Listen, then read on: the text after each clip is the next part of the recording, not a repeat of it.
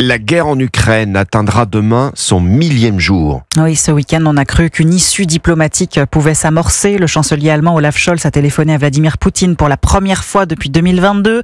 Volodymyr Zelensky a parlé de négociations en 2025. Et puis les armes ont finalement parlé plus fort. À l'approche de la prise de pouvoir de Donald Trump le 20 janvier prochain aux États-Unis, la Russie a finalement mis un coup d'accélérateur à son offensive. Nicolas Tonev.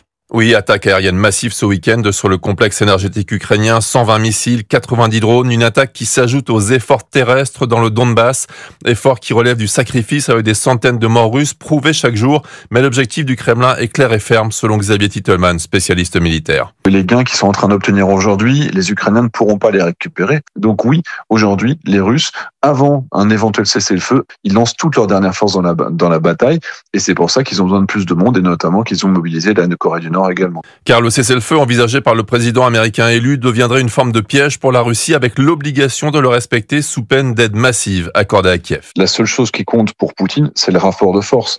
Et Trump étant imprévisible aujourd'hui, la question c'est est-ce qu'il le ferait ? Les États-Unis, ils ont 8000 chars, dont 3000 en réserve, ils en ont donné 31. Ils ont 2500 avions de chasse F-16. Il y a une masse de manœuvre qui est colossale. Aujourd'hui, les positions sont irréconciliables. Ni Moscou, ni Kiev ne désirant négocier autrement que selon leurs propres conditions. Nicolas Tonev.